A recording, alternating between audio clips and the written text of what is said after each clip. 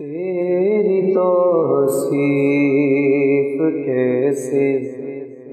کروں میں بیان، آمنہ کے قصے تیری کیا بات ہے، تیری توصیف کیسے۔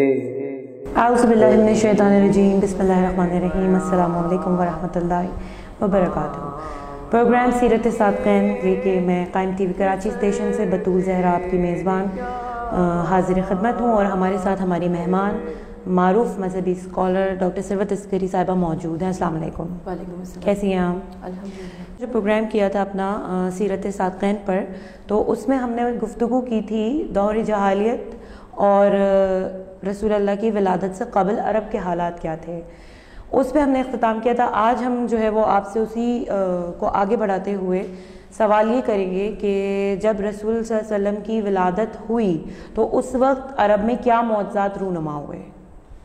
بسم اللہ الرحمن الرحیم۔ السلام علیکم۔ وعلیکم السلام۔ میں بطول آپ کی خدمت میں، قائم ٹی وی کینیڈا کی تمام انتظامیہ کی خدمت میں، اور آپ کے توسط سے تمام عالم اسلام میں جہاں جہاں پر بھی یہ ٹرانسمیشن دیکھی جا رہی ہے، ان تمام ناظرین کی خدمت میں حضور نبی کریم صلی اللہ علیہ وسلم کی آمد بسعادت کی مبارکباد پیش کرنا چاہتی ہوں۔ اور یہ وہ عظیم تہنیت ہے کہ جس کو دینے کے لیے اللہ کے فرشتے بھی تشریف لاتے ہیں، اور یقیناً یہ رنگ، یہ خوشبو، یہ پرنور، یہ مقدس، یہ برکتیں، یہ رحمتیں اس امر کی دلیل ہیں کہ آقا صلی اللہ علیہ وآلہ وسلم کی آمد کا جشن منایا جا رہا ہے۔ حضور نبی کریم صلی اللہ علیہ وآلہ وسلم جب کائنات میں تشریف لائے تو کائنات کی تقدیر بدل گئی۔ میں یہ چاہتی ہوں کہ آج کے پروگرام کی ابتدا بھی اپنے ہی ایک نعتیہ کلام سے کروں، اور اس کے بعد ہم اس گفتگو کو آگے بڑھائیں کہ کس قدر آپ کی ہے نظر کرم جانتی ہوں، کس قدر آپ کی ہے نظر کرم جانتی ہوں، بے شک، اور میں اس میں محمد کا بھرم جانتی ہوں۔ سبحان اللہ۔ کس قدر آپ کی ہے نظر کرم جانتی ہوں، اور میں اس میں محمد کا بھرم جانتی ہوں۔ آپ کی حسن نظر چاہیے آقا مجھ کو، آپ کی حسن نظر چاہیے آقا مجھ کو، آپ ہیں بحر عطا اور کرم جانتی ہوں۔ سبحان اللہ۔ سارے کونین میں ہادی جہاں آپ بنے، سارے کونین میں ہادی جہاں آپ بنے، سب میرے دور ہوئے رنج و علم جانتی ہوں، اور میرے سرکار مدینہ مجھے بلوائیں گے۔ انشاءاللہ۔ آمین ثم آمین۔ کہ میرے سرکار مدینہ مجھے بلوائیں گے، ہے یہی ناز مجھے ان کا حشم جانتی ہوں۔ سبحان اللہ۔ اور آمنہ بنت وہب آپ کی قسمت چمکی، آمنہ بنت وہب آپ کی قسمت چمکی، گود میں آ گیا وہ شاہ امم جانتی ہوں، اور جب مدینہ میرے سرکار کی آمد سے بنا، جب مدینہ میرے سرکار کی آمد سے بنا،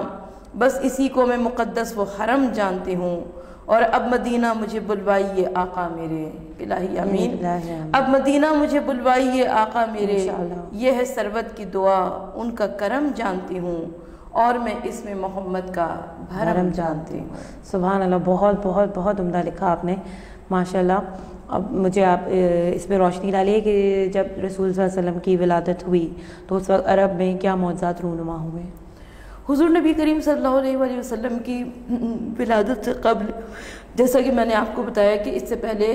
عرب کے حالات بہت زیادہ ناگفتبے تھے، اور یقیناً یہ معاشرہ ایک ایسی تباہی کے دہانے پر پہنچ چکا تھا کہ جس کے بعد کسی نہ کسی ہادی برحق، کسی نہ کسی رہنما، کسی نہ کسی ایسی شخصیت کی آمد اللہ کی جانب سے ہونی ہے کہ جو کہ آخر زمانے میں عدل اور انصاف کو پر کر دے گا۔ اس لیے کہ پروردگار عالم کا یہ وعدہ ہے، جو کائنات کے پہلے ہادی تھے وہ کائنات کے پہلے انسان ہیں، یعنی حضرت آدم علیہ السلام۔ پروردگار عالم نے ہدایت کے بغیر کسی بھی شخص کو نہیں چھوڑا۔ تو عرب کے قبل از اسلام جو ہمیں جاہلیت عرب کے حالات نظر آتے ہیں، اس میں حضور نبی کریم صلی اللہ علیہ وآلہ وسلم کی ولادت بسعادت، لیکن میں چاہتی ہوں کہ خاندان بنو ہاشم میں بھی پروردگار عالم کچھ انتظام فرما رہا تھا کہ کس طریقے سے اس عظیم شخصیت کی آمد ہوتی ہے۔ تاریخ یہ کہتی ہے کہ حضرت عبد المطلب نے کوئی منت مانی تھی کہ جب پروردگار عالم مجھے 10 بیٹے عطا کرے گا تو میں ان میں سے ایک بیٹے کو اللہ کے گھر یعنی خانہ کعبہ پر صدقہ کر دوں گا۔ اب 10 بیٹے تھے، اس میں سب سے زیادہ خوبصورت حضرت عبداللہ یعنی اللہ کے رسول صلی اللہ علیہ وآلہ وسلم کے والد گرامی تھے۔ آپ کا حسن و جمال دیکھنے والوں کی نگاہوں کو خیرہ کر دیا کرتا تھا۔ اب حضرت عبد المطلب نے جب قرعہ نکالا 10 بیٹوں میں سے تو حضرت عبداللہ کا نام آیا۔ حضرت عبداللہ کا جب نام آیا تو ظاہر ہے ایک گھر میں قیامت آ گئی، کوہرام مچ گیا، رونا پیٹنا مچ گیا، بلکہ تمام مکے کی سرزمین پر یہ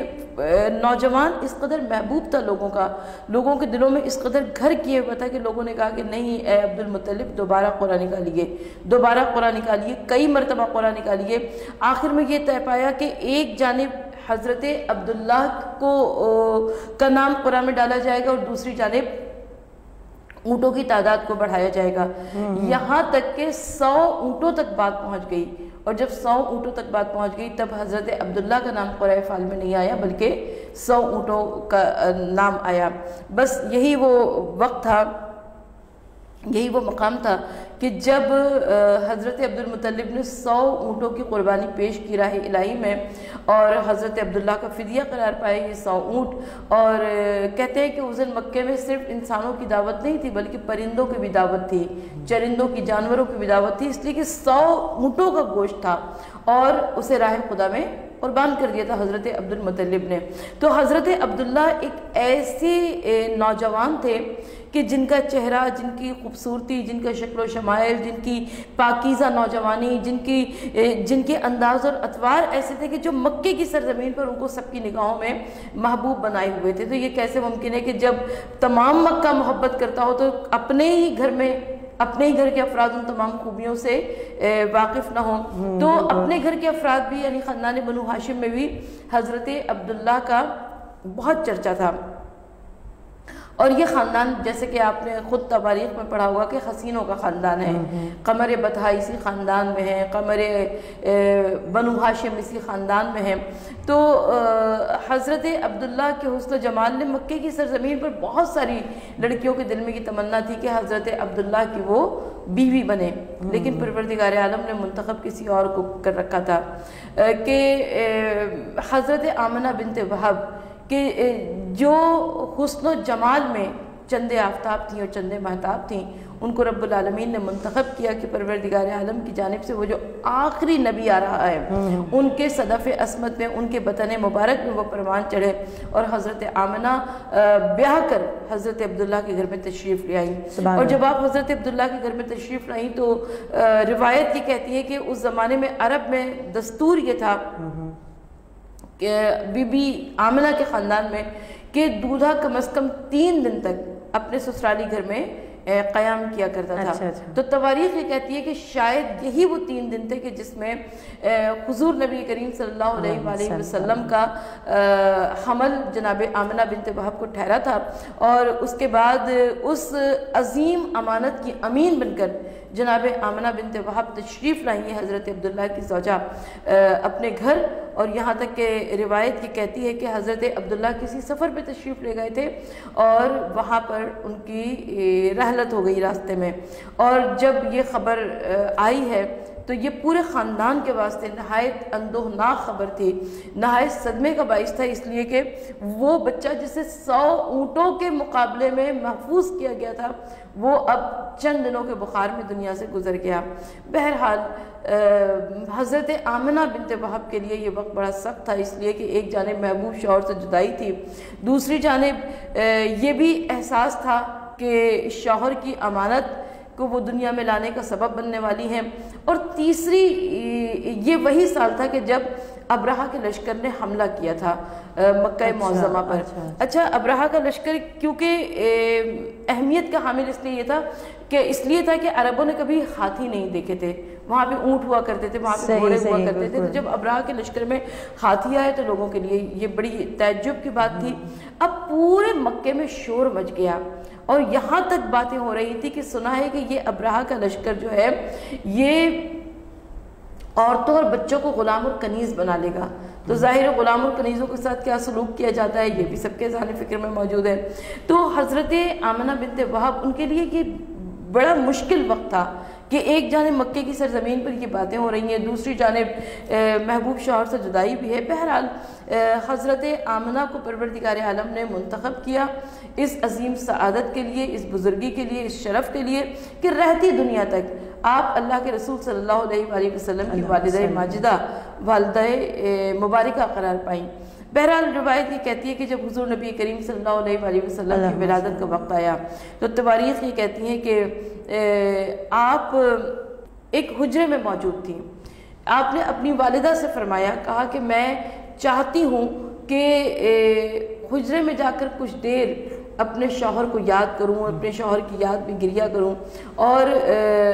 آپ کی والدہ نے کہا کہ بیٹی بے شک تمہارا شوہر اس لائق تھا کہ تم اس کو یاد کرو اور اس کے یاد میں گریہ کرو۔ سبحان اللہ سبحان اللہ۔ اس کو ابھی مزید ہم کنٹینیو کرتے ہیں، ایک چھوٹے سے بریک کے بعد ہم دوبارہ حاضر خدمت ہوتے ہیں، تب تک کے لیے ہمارے ساتھ ہی رہیے گا۔ آمنہ کے قصے تیری کیا بات ہے، تیری توصیف کیسے کروں میں بیان۔ جی ناظرین، بریک کے بعد میں بطول زہرا قائم ٹی وی کراچی اسٹیشن سے پروگرام سیرت ساقین لے کے دوبارہ حاضر خدمت ہوں۔ بریک سے پہلے ہم بات کر رہے تھے کہ آپ صلی اللہ علیہ وسلم کی ولادت کے وقت جو ہے وہ عرب میں کیا معجزات رونما ہوئے، اور وہی سوال ہمارا آگے کنٹینیو چل رہا ہے، اور ہم اپنی مہمان ذاکرہ سے جو ہے وہ جناب ڈاکٹر ثروت عسکری صاحبہ سے اس سے کہیں گے کہ آپ اس کو دوبارہ سے کنٹینیو کریں، آگے پہنچائیں۔ تو روایت یہ کہتی ہے، جہاں پر ہم وقفے پہ جانے سے پہلے موجود تھے، میں وہیں سے ابرہہ کا لشکر آغاز کروں گی۔ نہیں، ابرہہ کا لشکر گزر چکا ہے، بلکہ حضور نبی کریم صلی اللہ علیہ وآلہ وسلم کی جب ولادت کا وقت آیا تو جناب آمنہ بنت وہب نے اپنے حجرے کے دروازے کو بند کر لیا، اور یہی وہ وقت تھا کہ جب پروردگار عالم نے، ہم اس صبح بہارا کی بات کرتے ہیں کہ جب پروردگار عالم نے اس آخری نبی کو کائنات میں بھیجا کہ جو آمنہ کا لال ہے، جو عبداللہ کا یتیم بیٹا ہے، جو کہ عبد المطلب کا پوتا ہے، جس کی قسمیں قرآن مجید میں کھائی گئیں، یا ایھا المزمل کہہ کر، یا ایھا المدثر کہہ کر، یاسین کہہ کر، طٰہٰ کہہ کر، بشیر و نذیر کہہ کر، سراج منیر کہہ کر۔ روایت یہ کہتی ہے کہ جب حضور نبی کریم صلی اللہ علیہ وآلہ وسلم متولد ہوئے تو روایت یہ کہتی ہے کہ جس حجرے میں جناب آمنہ بنت وہب موجود تھی وہ حجرہ پورا کا پورا روشن ہو گیا۔ اتنی روشنی تھی کہ زمین پر اگر سوئی پڑی ہو تو وہ بھی نظر آ جائے، وہ بھی اٹھا لی جائے، بلکہ اس نور کا سلسلہ اتنا دراز ہوا کہ روایت یہ کہتی ہے کہ شام کے محلات نظر آنے لگے، قیصر و کسریٰ کے گنگورے لرز گئے، سابا کی نہر خشک ہو گئی، فارس کا آتش کدہ جو کہ 1000 برسوں سے جل رہا تھا وہ بجھ گیا، اور بت جو تھے وہ سرنگو ہو گئے، اور یقیناً ایک عظیم شخصیت کی آمد تھی۔ اور حضور نبی کریم صلی اللہ علیہ وآلہ وسلم کی جب آمد سعادت ہوئی تو دعائے ابراہیم اور نوید مسیحا ہوئے پہلوئے آمنہ سے حویدہ، دعائے خلیل اور نوید مسیحا، کہ حضرت ابراہیم علیہ السلام کی یہ دعا تھی، حضرت اسماعیل علیہ السلام کی دعا تھی، اور تمام انبیاء ما سبق نے سابقہ کتابوں میں ان کی آمد کی خبر دی تھی اور ان کی آمد کی خوشخبری سنائی تھی۔ تو حضور نبی کریم صلی اللہ علیہ وآلہ وسلم کی ولادت بسعادت ہوئی، اور ان کی ولادت سے قبل بھی جناب آمنہ کہتی ہیں کہ مجھے یہ احساس ہو گیا تھا کہ میرے بطن میں جو بچہ ہے وہ کوئی معمولی بچہ نہیں ہے، یقیناً وہ کوئی عظیم المرتبہ شخصیت ہے۔ وہ کہتی ہیں کہ مجھے کوئی گرانی محسوس نہیں ہوئی، بلکہ میں جدھر سے جاتی تھی مجھے پرندے، چرندے، درخت، پتھر سلام کیا کرتے تھے۔ اچھا، یہی معجزہ ہم دیکھتے ہیں کہ حضور نبی کریم صلی اللہ علیہ وآلہ وسلم کی حیات طیبہ میں نظر آتا ہے کہ آپ چھوٹے سے تھے، عالم کمسنی میں تھے، مگر جب آپ مکے کی چہراہوں پہ نکلتے تھے تو ایک ایک نباتات کا ایک ایک خوشہ، ایک ایک درخت، ایک ایک پودا، ایک ایک گھاس، ایک ایک پتہ کہتا تھا کہ السلام علیکہ یا رسول اللہ، السلام علیکہ یا رسول اللہ۔ بالکل اسی طریقے سے جب آپ صحرا میں نکل جاتے تھے تو ریت کی مٹی کے ذرے آپ کو سلام کیا کرتے تھے، آپ کو پتھر سلام کیا کرتے تھے۔ تو حضور نبی کریم صلی اللہ علیہ وآلہ وسلم کی آمد سے ہی معجزات کا آغاز ہو گیا۔ اور روایت یہ کہتی ہے کہ جب آقا صلی اللہ علیہ وآلہ وسلم کیونکہ دنیا میں یتیم تشریف لائے تھے، حضرت عبداللہ کی رحلت ہو چکی تھی، اور اس وقت ہمیں ایک کنیز نظر آتی ہیں ام ایمن، اور جناب آمنہ بنت وہب کا ہمیں تذکرہ ملتا ہے تاریخ میں، اور بڑی خوشیاں منائی گئی تھیں مکے میں، بلکہ خاندان بنو ہاشم میں بڑی خوشیاں منائی گئی تھیں، قبیلہ قریش میں بہت خوشیاں منائی گئی تھیں۔ روایت یہ کہتی ہے کہ ابو لہب جس کی لونڈی سویبہ نے اس کو آ کر یہ خبر دی تھی کہ حضور نبی کریم صلی اللہ علیہ وآلہ وسلم کی ولادت اور سعادت ہو گئی، تو اس نے اسے آزاد کر دیا تھا اس خوشی میں۔ اچھا، تو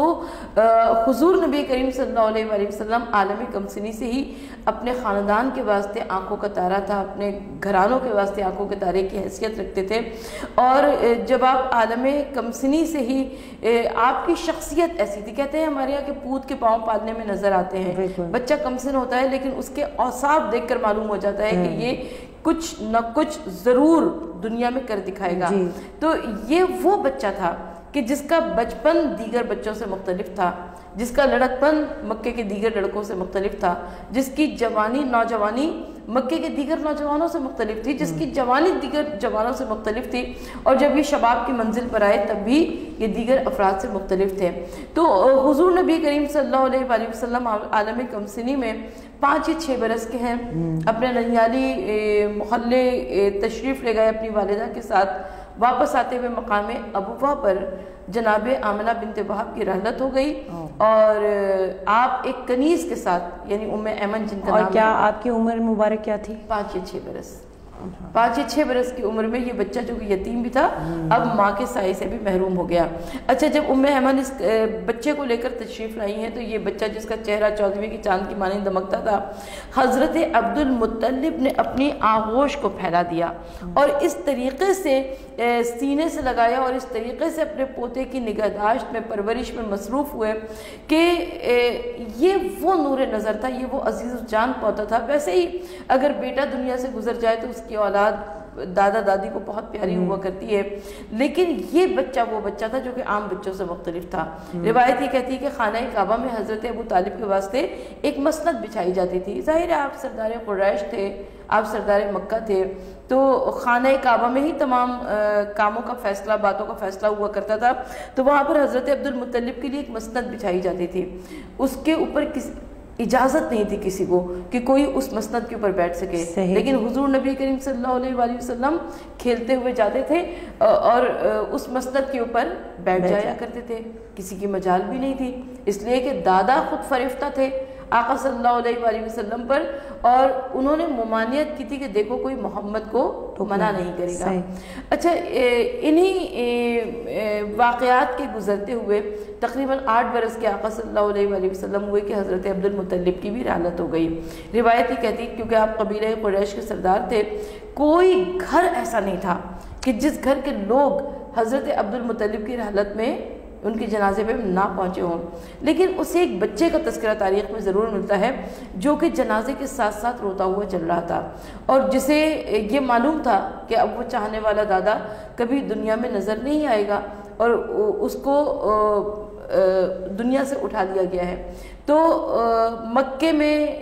قبرستان جنت المعلی جس میں حضرت عبد المطلب دفن ہے، وہاں تک یہ بچہ گیا ہے دادا کے جنازے کے ساتھ ساتھ، لیکن حضرت عبد المطلب نے دنیا سے رخصت ہوتے ہوئے اس عظیم شخصیت کی نگہداشت کی ذمہ داری ایک اور عظیم شخصیت کو عطا فرما دی، یعنی حضرت ابو طالب علیہ السلام۔ حضرت ابو طالب، جیسا کہ میں نے گزشتہ پروگرام میں عرض کیا تھا کہ حضرت عبد المطلب کو پروردگار عالم نے 10 بیٹے عطا فرمائے تھے، لیکن یہ تمام کے تمام جو 10 بیٹے تھے یہ مختلف ازدواج سے تھے۔ حضرت ابو طالب، حضرت عبداللہ اور حضرت زبیر، یہ 3 بھائی سگے تھے، ایک ہی ماں کے بطن سے تھے، لہٰذا یہ تینوں ایک دوسرے سے محبت بھی زیادہ کیا کرتے تھے۔ تو اب حضرت ابو طالب جو کہ سراپا شفقت تھے، سراپا محبت تھے اپنے مرحوم بھائی حضرت عبداللہ کے بیٹے یعنی محمد بن عبداللہ کے لیے، حضرت عبد المطلب نے وقت رحلت حضرت ابو طالب کو بلایا، حضرت ابو طالب کے ہاتھ میں اللہ کے نبی محمد مصطفیٰ صلی اللہ علیہ وآلہ وسلم کا ہاتھ دیا اور کہا کہ ابو طالب تم میرے اس پوتے سے خبردار رہنا۔ اور حضرت ابو طالب نے، جیسا کہ آگے کی تواریخ گواہ ہے کہ کس جانفشانی کے ساتھ، کس تندہی کے ساتھ، کس محبت کے ساتھ حضور نبی کریم صلی اللہ علیہ وآلہ وسلم کی حفاظت کا بیڑا اٹھایا کہ اس طور کا دنیا میں کوئی باپ دکھا دے جو موت کے بستر پہ بھی بیٹوں کو صلا دے۔ سبحان اللہ، بہت بہترین آپ نے ہمیں بتایا، اور اسی کے ساتھ ہی جو ہے وہ ہم اپنا آج کا پروگرام ختم کریں گے انشاءاللہ۔ پھر آگے ایک اور پروگرام کے ساتھ ہم آپا کے ساتھ آئیں گے اور مزید رسول صلی اللہ علیہ وسلم کی شخصیت کے اوپر روشنی ڈالیں گے۔ تب تک کے لیے مجھے اور آپا کو اجازت دیجیے، اللہ حافظ۔ محمد یا محمد یا